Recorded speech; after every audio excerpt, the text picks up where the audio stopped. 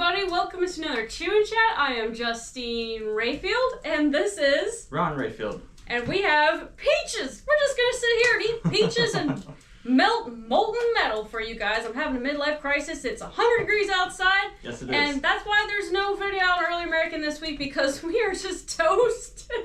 Ron, it's so hot. As we sit in front of a fire. It is, yeah. I mean, you gotta have the aesthetics, right? Yeah, I felt like, okay, it's really hot, but it's almost nighttime here, and it's dark in the cabin, so I thought we needed the fireplace going for a fire. What a great idea that was. Oh, yes. Now I'm dripping. You know how hot it is? I didn't water my basil plant for 1 day, and look at what happened to my poor basil plant. That's about how I feel right now. I have melt to, it. I have to literally water this thing every single day, or it does this. Probably should put it in a bigger pot, but man, it's a scorcher. Yes, it is. It is. The heat wave is here, actually. It's mid-June. I really wish that mini ice age was right now. Yeah. Turns out that lasted longer than you think. That lasted from the 1300s all the way up to the mid-1800s, so 550-something years is when they're predicting that, or is what they're saying that lasted. So that's impressive. In case you guys didn't know, there was something called a mini ice age, and I get asked this all the time. How did people back in the early 1800s deal with the heat? It was still pretty dang hot, depending on where you live, especially if you live in the southern colonies, or southern states. But they were living in something called the mini ice age, and this is a fact. You can look it up. It lasted for hundreds of years, and it stopped somewhere around the mid-1800s. Temperatures were on average about 10 degrees cooler back then than they are now. That would be nice. 80's a lot better than 90. I was just telling you this morning, Ron, I wish I still lived in the mini ice age. Me too. I'm waiting on them to invent that time machine so I can go back. Man, so we did not cook anything at Early American this week, because if we did, we probably would have died. Yes. We've been working on the house, and we're done. We're toasted. But peaches were ready for picking. We got peaches. So we got some peaches, and they were here in America. They've been in America since the later half of the 1500s. They came over with the Spaniards whenever they settled in St. Augustine. So actually, St. Augustine is the oldest still existing city, settlement, whichever you want to call it, in the United States of America. So it's older than Plymouth Rock. It's older than Jamestown. Older than would have been, should have been, Roanoke. Oh, right. So it is the oldest still surviving settlement in the United States. Just a friendly reminder that the history of this country didn't magically start in 1776. It goes hundreds of years before 1776, and thousands of years if we're talking pre-colonist era. Yeah, natives. So, yes. So we have peaches. We're going to talk about... Well, we have some really interesting, weird stuff to talk about today. And we're going to take you guys to the local pewter store and show you how to make these little tin soldiers. And we'll get into that later in the show. Yep, so that's right. We'll get into that. So that's something to definitely stick around for. You don't want to miss that. That's right. Hey, come here, kitty. Mish Mish. Mish Mish is here. He just walked under the camera. You can't see him. He's under the table right now. Come here, buddy. Let's make an appearance. You probably don't want to get any near this fireplace. He's coming. Oh, never mind. He's laying down. Well, he's here, but he's right under the camera laying down. These are the juiciest peaches. Ron has not had these peaches yet. These were grown and sold to us by a local Amish community that they still farm with horses. And I get all my groceries from these people now. We're not Amish, but man, I love Amish food. I'm still working on him. That smells so good. He's just looking at me like, I'm not coming over there. You know, they say there's nothing more American than apple pie. I feel like there's nothing more American than a peach cobbler and some sweet tea. Some sweet tea. Some sweet tea. Hey, when we went on our honeymoon in Virginia, we drank some sweet tea. I loved it, though. That's how I like it. It was like hummingbird food. Okay. Do you like sweet tea or unsweet tea? Sweet, but not too sweet. Now, if you're not from the United States, you probably have no dang clue what we're talking about. Our friend Peter Kelly. Yes. Tell him about that. So Peter from the Woodland Escape and his lovely wife, they came to our wedding. They're from the Ontario area in Canada, sorry. And we went out to eat with them, and we ordered a sweet tea. And he's like, what in the world is a sweet tea? I was like, you'll find out. And I think it was a little too sweet for him, for his liking. He said, he took a sip of it, he said, there's something I would have to get used to. And I think that was a polite way of him saying, what in the world? This is an abomination against the crown. And it was, the establishment we went to did serve really, really sweet tea, so. But anyways, we did eat one of these earlier, and it just went everywhere, so. I'm being careful. We got these, bibs, if you will.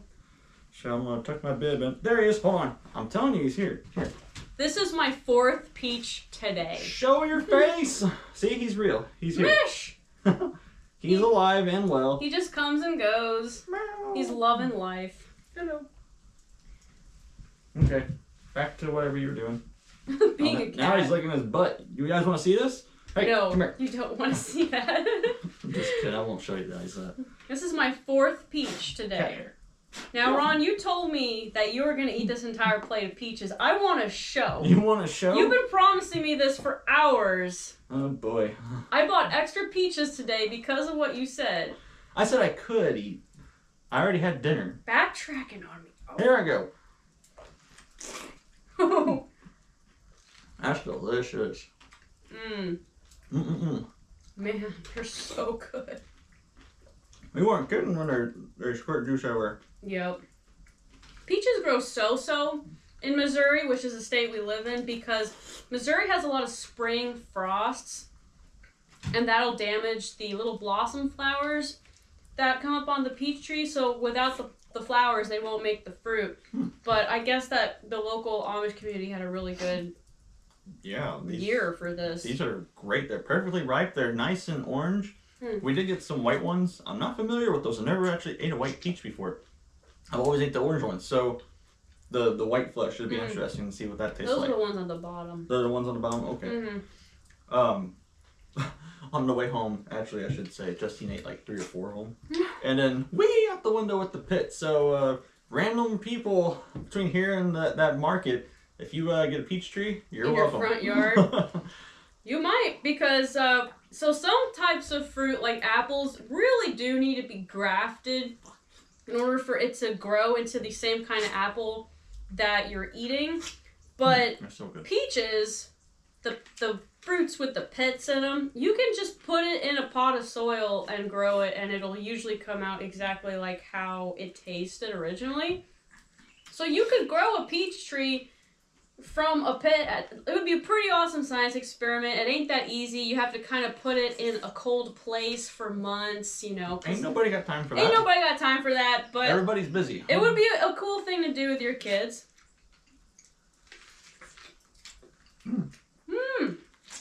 Oh, so good. Sorry for this. It's what's the word? Slurping? Yeah. This is a slurping kind of peach. Oh, our fire's out. Thank God. Thank you, Lord. Oh, thank you, Lord. All right, I'm going for one of these white ones. Well, it looks the same on the outside. Did you wash these off? I did. No dust on it. I have something interesting to talk about with you guys today. Well, oh, go ahead. We've shared this on our Early American Facebook page in the months past. This ain't new if you guys have been following our Early American Facebook page. If not, please do. I just posted a lovely picture of myself going to Dollar General, completely unrelated to history. But that's just the random stuff we post on our Facebook page. But we bought a late 18th century secretary, which is kind of like a tall desk that has a space up top for putting books behind glass. That's what a secretary is.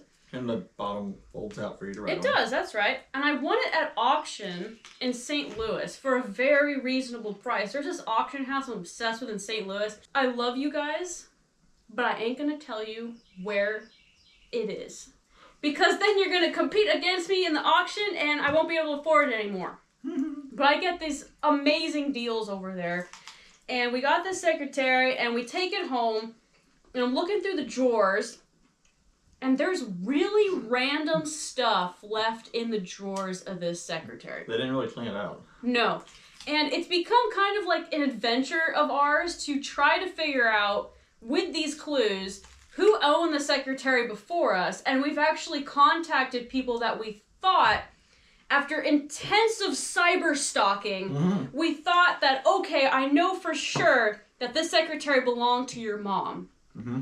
And then we message the guy and he says, I don't know what you're talking about. That ain't my mom. I've never met that lady in a day of my life. And I'm thinking, oh, I went man. full on National Treasure Ben Gates on it. I was like, oh man, I got a name. Looked I got a up death location. records, all that. I spent like 2 hours on it. Uh-huh. And I wrote the gentleman a nice message. He had the same last name. And coincidentally, his parents, who were deceased, had the same name as the lady's name that was on the photograph or document. Uh-huh.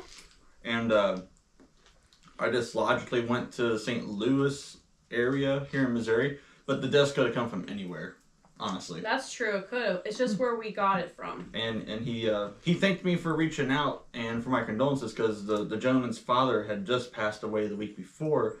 And he told me, thanks, even though it's not my family, thank you for trying to reach out to the person. So we try to, if there's something that we have that's somebody's, we try to get it back to them, like if they forgot something. Yeah, because this might be sentimental to them. Right.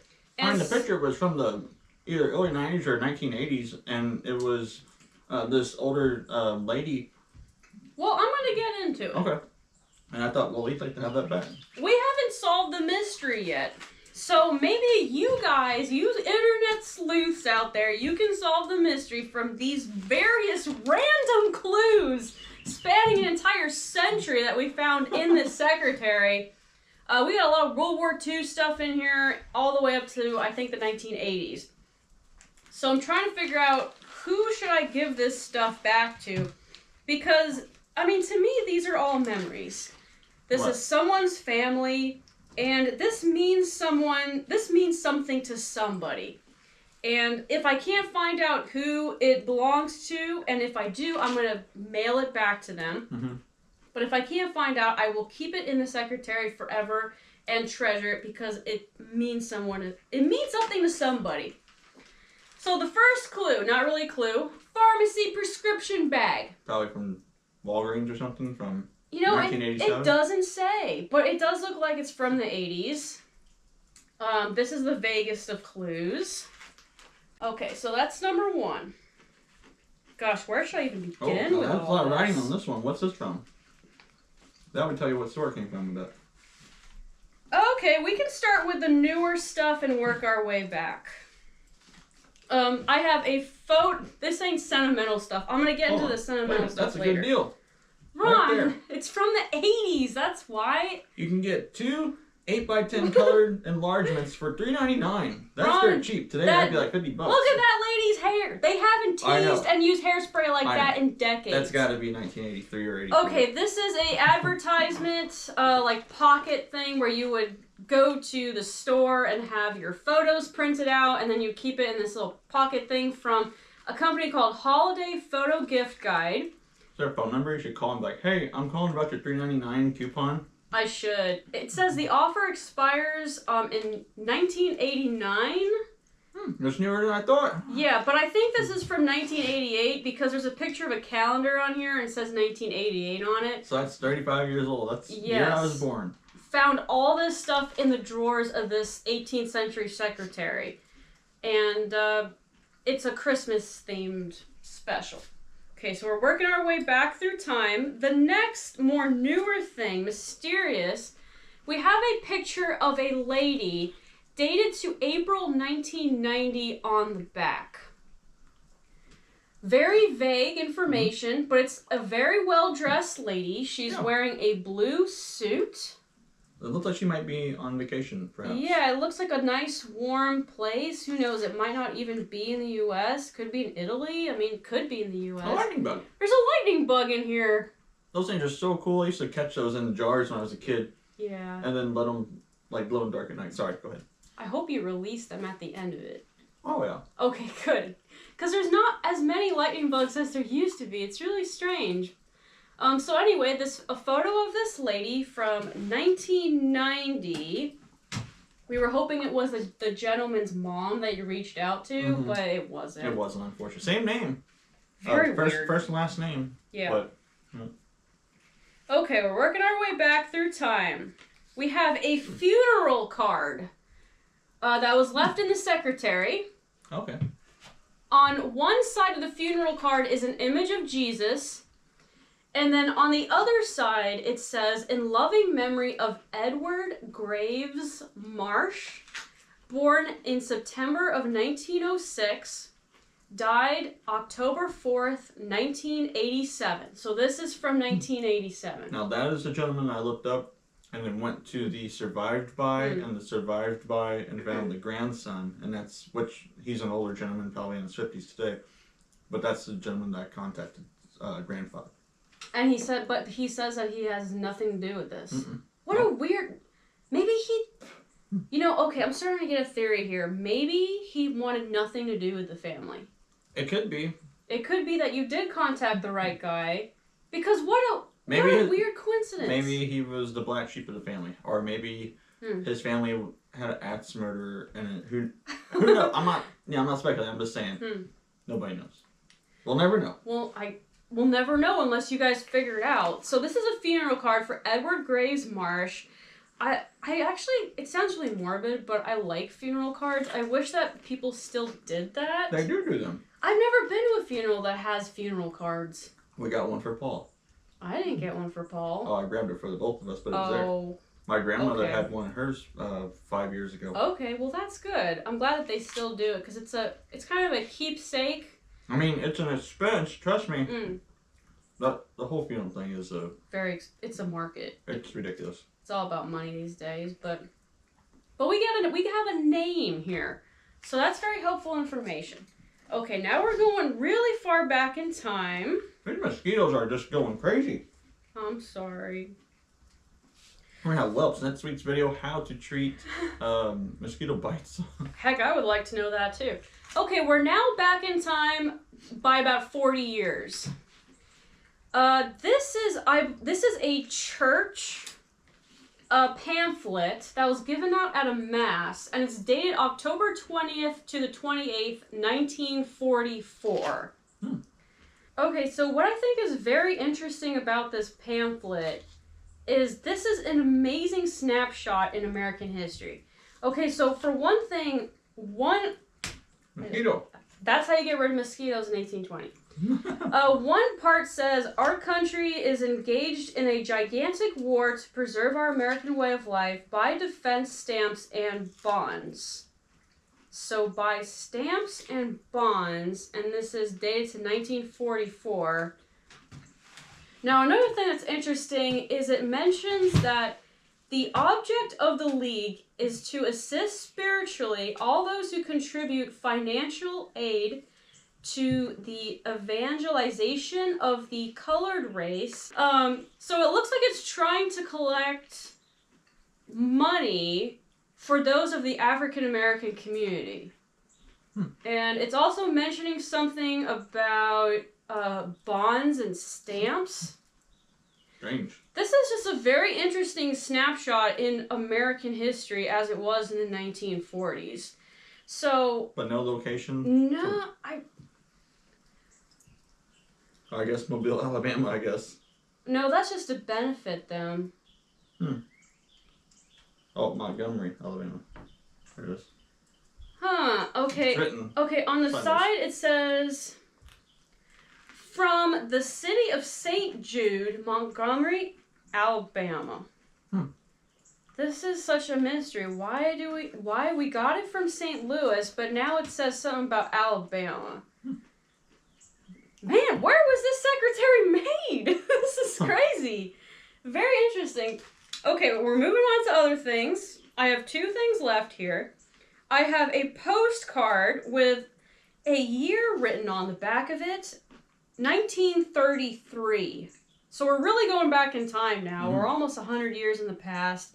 This postcard, on the front of it, it has a comedic illustration. So I feel like it's characters that I'm just not familiar with in my current context, but maybe if I was in the 1930s, I would know. Is it the Three Stooges? It is not the Three Stooges. Does anyone out here, are you an expert in American life in the 1930s? Do these folks look familiar to you? Were they politicians? Were they musicians, actors? Were they comedians? Who are these three people? And what is going on? There's no... Drop it. He dropped his peach. Alright. Were you at least mostly done with it? Yeah, I was actually. Okay. But we just got rid of the ants in here. Now they're going to come back. I'll get it later. Come here, Pete. There's no writing on the back of the postcard, except for the year. Oh, it's all slimy and dirty now. Ew. Alright. Okay, so that's another very random clue. Now, the last thing here, my personal favorite, actually, this is also from the 30s.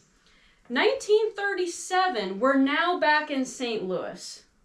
This is from St. Louis, okay. This is a pamphlet for an opera performance that happened in St. Louis in 1937. The St. Louis Municipal... I have a hard time with English. Open air opera at Forest Park, June 4th to August 29th, 1937. Okay, so it opens up like so.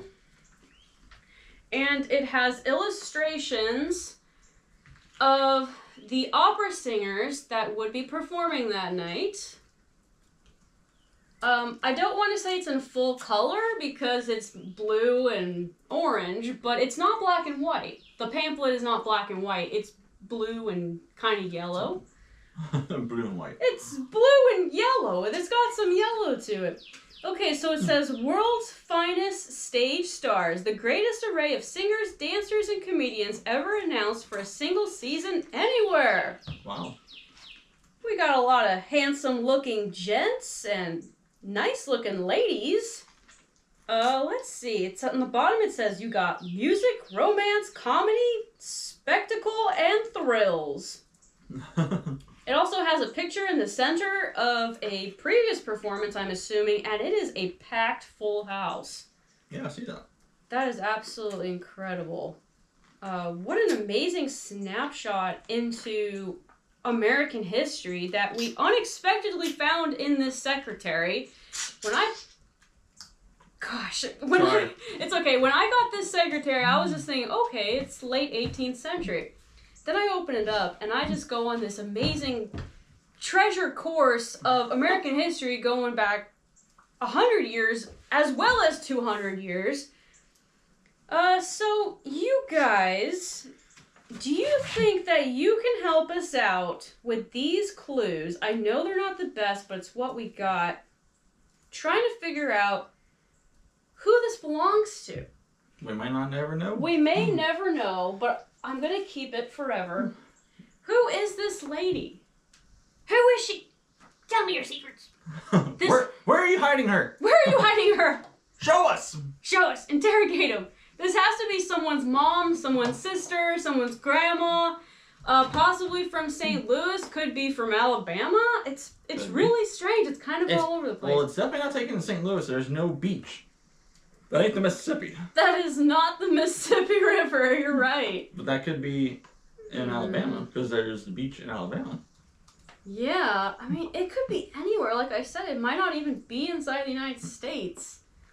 Could be she looks like she could be a nice Italian lady. Yeah. I don't know, I'm getting Italian vibes for some reason. What do I know about Italians? I know nothing, but I'm getting Italian vibes, so... Help us to solve this mystery. We've been trying to figure it out for about 6 months now.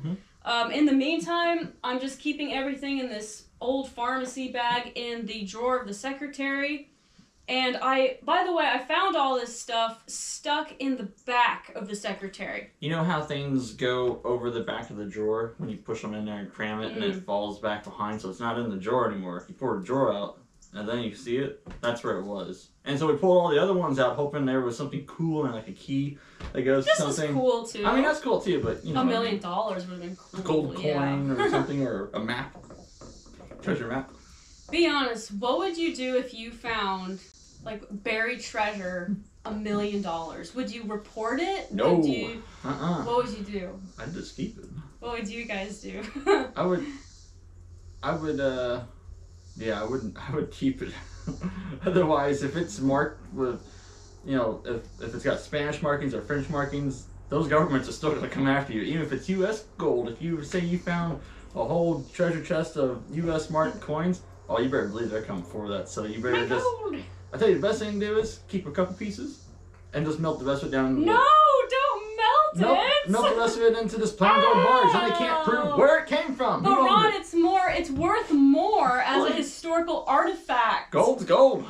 Man, he just went full on leprechaun here. He's like, gold, give me the gold. I would not melt it. Depending on the year. If it's something from 1900, I do not care. I'll melt it down. Okay. But if it's, 1600. Okay, I wouldn't melt it down, but I wouldn't go blabbing around saying I found it because they'll be coming for it. No, you would just stuff it in your mattress and sleep on it every night. Yeah, sure.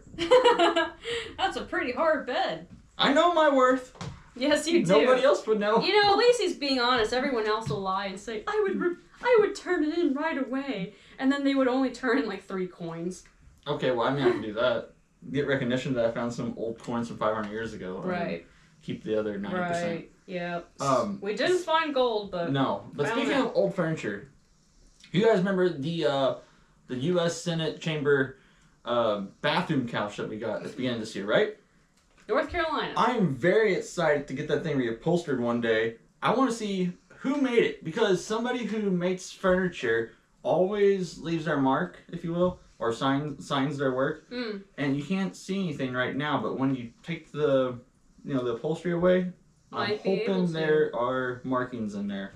So that your story about finding old stuff, it just triggered my memory to thinking about that. I'm really excited about that, even though that's 6 months away from now whenever we realistically get that thing reupholstered. Yeah. But I'm excited to see if the upholsterer finds anything. Because I want to be there. I'm be like, hey, I want to come over when you dig into this thing. And I want to look under and over on every piece of wood to see if there's any markings. Did you all know that I'm absolutely obsessed with hoarding antiques? Yes. I am, including that couch. And actually, the little mini-series that was made about our wedding, my big fat 18th century wedding, they actually followed us as we went to Virginia and were looking in antique shops. It's absolutely hilarious. I watched the footage only a couple days ago for the first time, and I was kind of laughing my butt off. Yeah, I think you guys will get a kick out of it. That comes out on July 4th on BelievePlus.com. That's right. You guys have been asking us, what, no wedding footage? Where am I going to see the wedding? Well, not only is there wedding footage, there's literally an entire mini-series that was made about the wedding. It's 4 episodes. We haven't even seen the wedding footage. We haven't even seen it. We've seen a couple clips here and there. But mostly just the honeymoon stuff and leading up to the wedding. But we've not seen the full, I ain't seen the ceremony yet. We're going to watch it all with you for the first time on the 4th of July. So go over to BelievePlus.com. It's in the description. They had a bug recently where the website wasn't working for Windows users. It was only working for Mac, Apple. We're Windows users ourselves. But they fixed it. So if you were having issues in the past with it, they fixed it. It's a completely brand new website. So you can sign up to watch it there, and it should be 4 episodes. I think it'll be really, really cool. Yeah, it should be great. It should be. I'm excited for it. Well, hey, let's get into this week's weird history fact, and then we're going to take you guys to the ASL Pewter shop. Let's do that. That sound good? Drum roll, please. This week's weirdest history fact. Go. Psh, Ron, you still have to eat more peaches. Oh, my gosh. I ain't letting this go. Psh. I'm full. You promised me you were going to eat 10 peaches. That's why I ate 6. I bought you extra. I think, or was it 5 or 6? Go back and count. Okay, that's pretty impressive, but you got to eat one more. I think this is number 6. Okay, well, let me get into this weird history fact. Okay, so everybody knows that gunpowder goes boom, right? Did you know that they had guns back then that just went off of air? They were air guns. Air rifles? Yes, air rifles. I have 3 prominent examples, mostly because it's the only 3 I could find because it's very rare. One is from 1820, and I'm going to butcher this. It's from Japan. I believe it's called the Kunitamo. And then I have an Italian one from the 1780s that is called the Girandoni air rifle, which is Italian. Oh, Lord. We need to go back to school. And then there is the American one, the Lucan air rifle. That one's a lot easier to pronounce. Now, what is cool about these is that it does not use gunpowder at all. It's stealth mode. So you're just shooting with compressed air. They found a way, somehow, to compress air inside the stock. The stock is a reservoir chamber that's special made. It's not wood anymore. It's like a canister. Okay, so it's made out of metal? They pump air into it. And then they... And it makes enough force to actually penetrate into something. Yes. Now, I could only find the specifications on the Girandoni Italian air rifle, it requires 1,500. That's 1,500 pumps. So, are you kidding me? To acquire 800 pounds of pressure inside the stock, that is significant for the time. Considering there's no rubber gaskets, there's no I don't even know what else. Whatever goes into a reservoir holding, I don't even know. Somehow they did it. But anyways. They had to pump it manually 1,500 times to get one shot. No.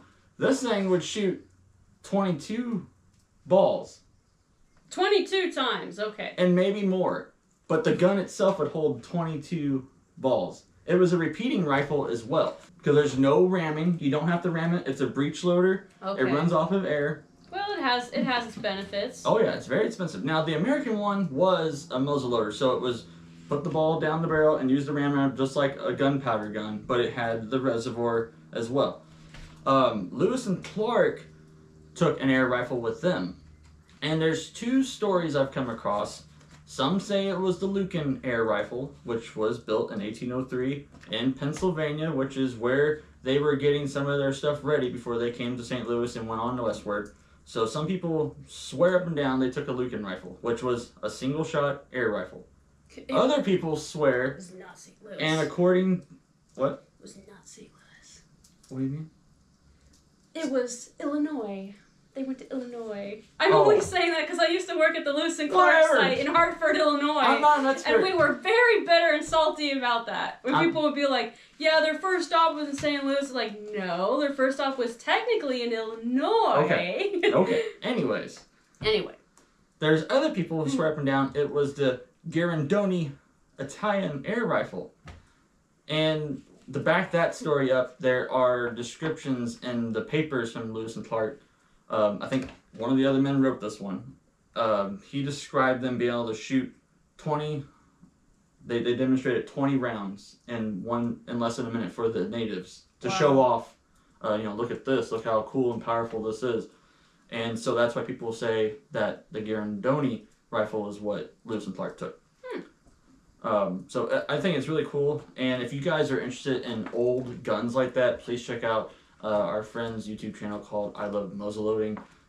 He handles original pieces, and I believe he has done the air rifle. He's done like a video on it? Yeah, a video. But he's got all kinds of other cool stuff from the 1400s all the way up to Civil War. So muzzleloader, if it's a muzzleloader, he's done it. But that's my really crazy. That's my weird fact for this week is that there were air guns in the past. And actually, the first reference I can find to an air gun in history was from the 1500s, the later half of the 1500s, and it worked off of bellows. I don't know how that works. What? Like. That must have been absolutely hilarious looking. Yeah, Don't blow that near anyone's face. It's probably got 1,000,000 particles of dust. But it worked off of bellows. I could not find a picture of somebody demonstrating it because the gun is from the 1500s, so it's in a museum somewhere over in Europe, and it looks like an old piece of riverwood, like driftwood. It looks pretty rough, and it has a hole on the side of it, and it says apparently that's where you put the... That must be it must be quite heavy. It's strange, very strange. But a little bit on the soldiers that we're going to make. Oh, okay. I bought this box Yes, on let's eBay. talk about that. I believe there are, it's either 10 or 11 sets of molds. Here, Ron. Let's show you guys what Ron surprised me with 2 days ago. So Don't think you're gonna have this. Not right now, anyways. I never really, splurge on things, to be honest with you. So here's one. And I found this, and I thought, you know what? I'm going to get this. I don't have to use it now, but I'll use it at some point in my life. Now, I got to keep these together. So there's number 2. This is number 3. These are 10 soldier molds. Yes, they are molds for making basically this. You surprised me with this. We got a box in the mail, and I said, what did I order now? Yeah. I don't even remember, because it's usually me. Literally every other day, something's showing up, and it's like, what did you get now? What new shampoo and skin goop did she order this time? But no, Ron said, I ordered it. And I said, oh, really? This is cool, hon. You did good. Thank you. Now, you could either pour lead or tin into this. Pewter. Or pewter. Or, I mean, if you really wanted to, I wouldn't do it, but you could do plastic, I guess, or silicone, but you can't paint those, so there's no point in it. Oh, humbug. We don't want plastic. But these are, they're metal, so they're not rubber. If you know anything about making toy soldiers, they have hard rubber, and then they got metal molds. These are the metal ones. These are, if I had to guess, probably 50 years old. Did you get this from eBay? Yeah, somebody who is a very novice in this. I don't know a lot about it. It's hard for me to find information on them. But just given the description that was on eBay, they're probably about 50 years old. And each one of these is for a slightly different soldier, different pose, different uniform. One of them is for a cannon. Yes, I got one for a cannon. That's it. With wheels and everything. Let's see. So how many are there? 1, 2, 3, 4, 5, 6, 7, 8, 9, 10. Okay, there's 10 of them. Neat. Wait a minute. There might be more. Something's heavy. Oh, the guy even left his tape in there. Oh my goodness, he left his tape. I'll take that. Show him the tape. Oh, wow. He sent me a bag of the ready-made ones. Yeah, cool. Oh, you better leave a good review for him. I will. What a nice it's guy. Still heavy. What's going on here? What's in here? Thanks for the tape. I need to clean this out before I burn the box. What a nice fellow. Oh, it's a can of graphite, so the lead don't stick. I see. Oh, look at this guy's gun. He molded it funny. Let's do this. Let's just go. It's like a Looney Tunes gun. Now, the flak hasn't been cleaned off of these yet, but that's okay. Yeah. This is a frontier guy. You can tell he's wearing a hunting frock. What do you think this is made out of, lead? Lead or pewter. Okay. Now, before you freak out and say, oh my gosh. Don't worry, we're not going to eat it. Yeah. We're not going to rub it on an open wound, and I'm not going to, like, burn it and breathe in the fumes. Lead's not going to kill you if you touch it. If you ever change a car battery, well, you should be dead then because you're touching lead. Have you ever gone fishing and put a sinker on your line? Well, you should be dead then because you touched lead. Okay? Have you ever eaten off of one of these plates? It's not going to kill lead me. Paint. I'm looking right at it. It hurts. It hurts. Don't freak out. It's okay. It's okay. Now, lead is dangerous if you ingest it. Inject it. Inhale it. If you inhale lead powder, or if you're melting lead and you're directly breathing in the fumes from it. Yeah. But just holding it will not kill you. No. And we are actually exposed to a lot of lead in our daily lives, and we're not that crazy, are we, Ron? What? What? Oh no, we're fine. We're good. No, so this is cool. So these two that I already had up here at the beginning of the show, I bought them at the fort. So somebody else made them, but this here is the exact copy. Mine ain't been cleaned up yet. Of the ones that I already purchased. So it's pretty cool to have these other ones. There's a soldier standing guard, I would say. These two are charging bayonets. This guy is shooting.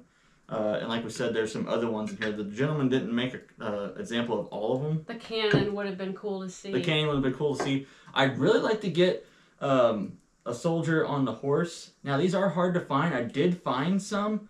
Here in America, they're still making these, but they're the rubber ones, so I might have to, just buy a rubber one to get a soldier on a horse, because that would be really cool. Now, what about the history of these? Did they have stuff like this back then? Oh, yes. So, these go back, at least to the 16th century for military strategic purposes, like on maps, like, okay, we're going to put, so-and-so over here with, 2 brigades, and you're gonna come over here and you're gonna flank these guys, or whatever. I don't know logistics of military. I'm not. You're gonna do this. Come on. I was not in the military, so I don't know the lingo for it. We win. Don't.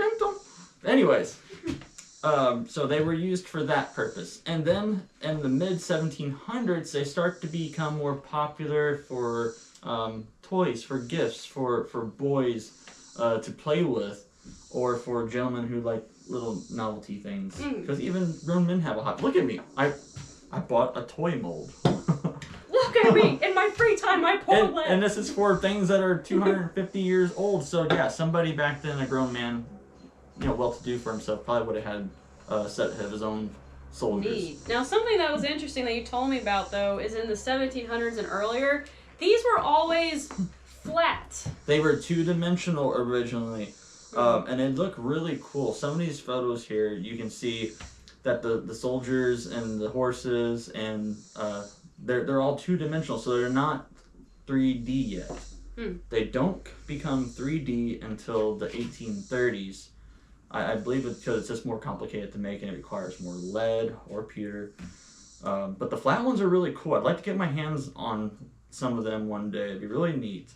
But these will do just fine for me. This is super cool. Oh, yeah. These can be painted. My goal is to paint them one day and have, a set of American soldiers and have a set of British soldiers. I think that would be so awesome. I mean, that's just me. I'm not even into this stuff. I know nothing about it, but it's just cool. Am I gonna walk in on you the bedroom and you're gonna be like, I don't like you. I don't like you either. I don't like the color red. Well, I don't like you either. Don't chip the paint. You're bending his gun.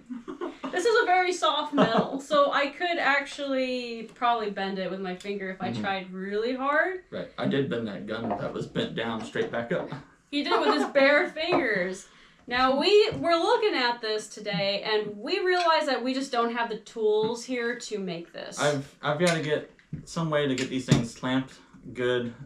I have modern clamps. They have rubber ends on them. They're going to melt because the mold has to be hot for this to work, too. If you pour metal into a cold mold, it's going to set up immediately. You're going to have air pockets, and it's not going to work out. It's probably going to clog the channel halfway through, and you're never going to get it to the bottom. So the mold itself has to come up to temperature, just like molding round ball. You guys remember the video that I made on how to make round ball? Well, you got to have the mold hot, and the material that you're pouring has to be hot. Your spoon or your ladle has to be hot. Everything has to be hot for this to work. Otherwise, like I said, it doesn't set up right. Because it'll take me 5 tries making round ball before those molds come up to temp from pouring into it before I can make a solid ball.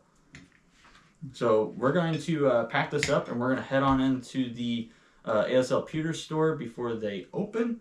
And we're going to show you guys how to pour some of these. I'm super excited. This is really cool.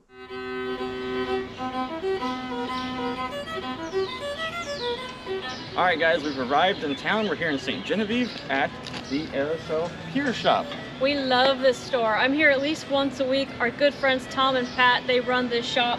This is a historical building. It used to be an ice house. They converted it into a pewter store. We're gonna go on inside and have some fun. Yep, so come on.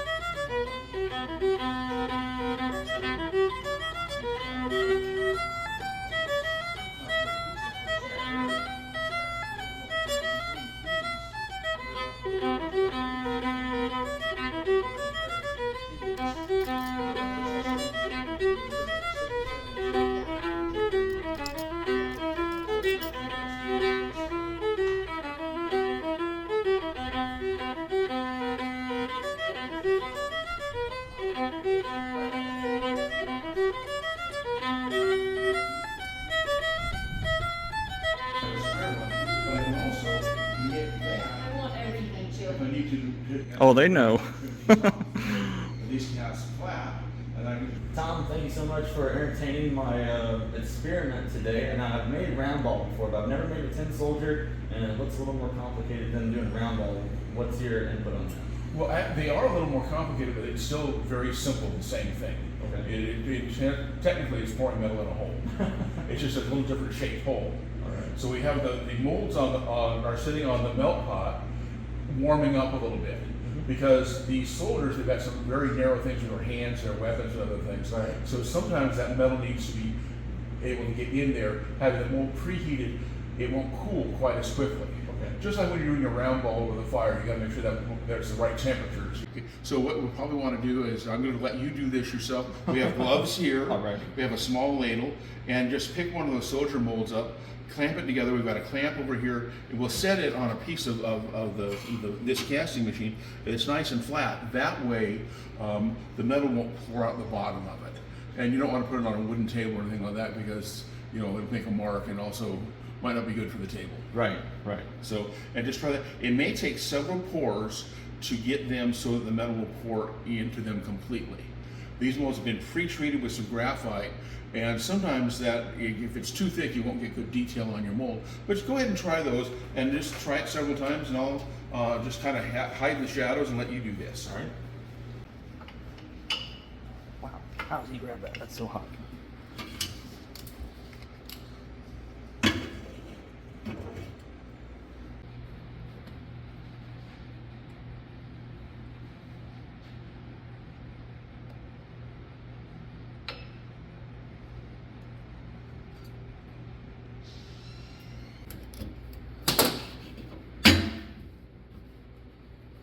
Is there a technique, Tom?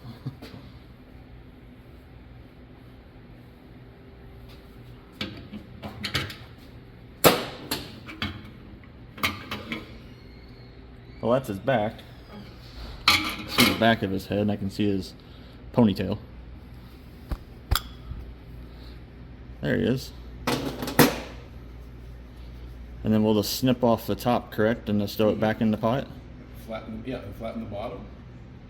And you got it. So cut the top off. That doesn't mean And some of these other pieces, which yeah, I would imagine you'd go back through with a file or a Dremel to clean it up, right? Those are what those little pieces are called vents. The gate is where you pour the metal in. All right, so we'll just throw this back in there, and try another one. and then one that we tried earlier, he didn't work out, so we'll nut him back down. So just like when I'm making round ball, you want to keep the junk off to the side. That's what all this dull stuff is. You come in here and get the clean stuff.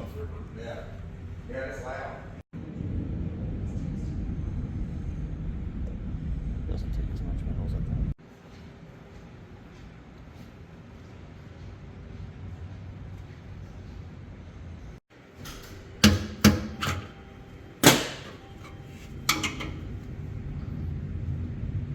Well, it didn't pour the entire gun, but we can always say he's carrying a carbine instead of a long rifle. It's very hot. So just like lead, pewter is very shiny when it's freshly poured, and it dulls over time when you touched it and tarnished it. Where is that mold? Right here. There was actually two of these, and I grabbed the better level looking Okay, two. you just sit it down here. Well, today Ronnie's casting in one of our melt pots that we use for casting our pewter here in the shop. We use a lead-free pewter alloy that was developed by the English Pewter Guilds and certified as their lead-free fine pewter in 1635. And anything made by the guilds in Europe or in other countries that had guild process, the pewter was always lead-free. But lead wasn't the worst thing. It could be cadmium, mercury, arsenic.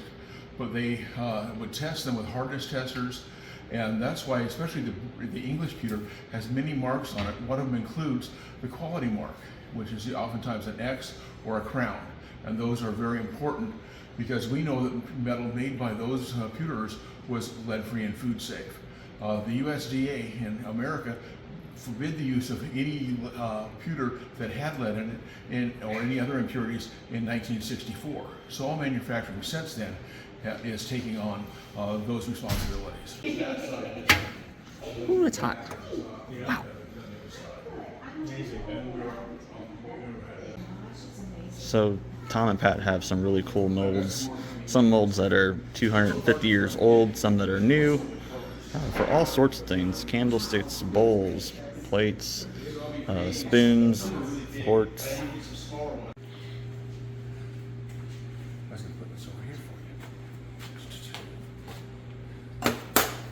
So this is your oldest mold. It's for a spoon. How old is this mold? Mold is 1650. And you can buy these spoons in the ASL Pewter shop in St. Genevieve from 1650.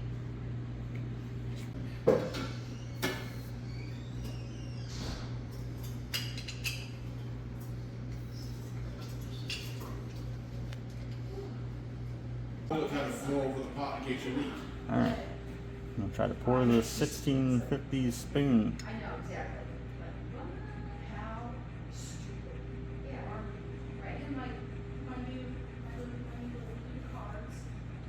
Let's see what we do.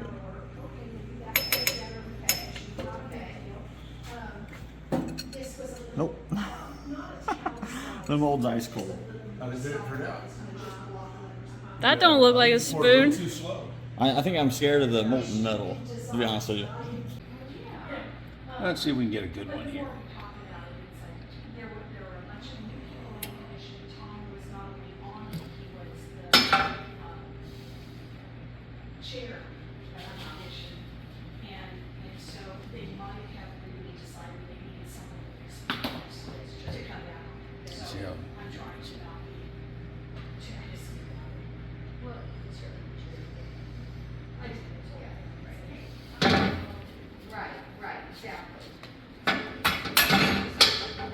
There we go.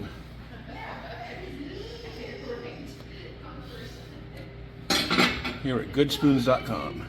Oh, it's great.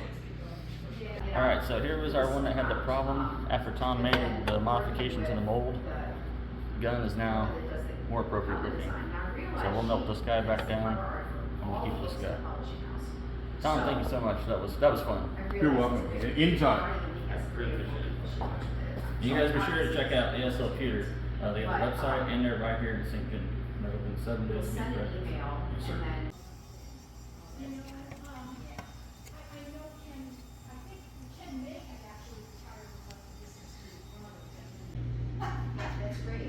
Hey, what is that? It's mine. It's what it is. Hey, it's a spoon rack.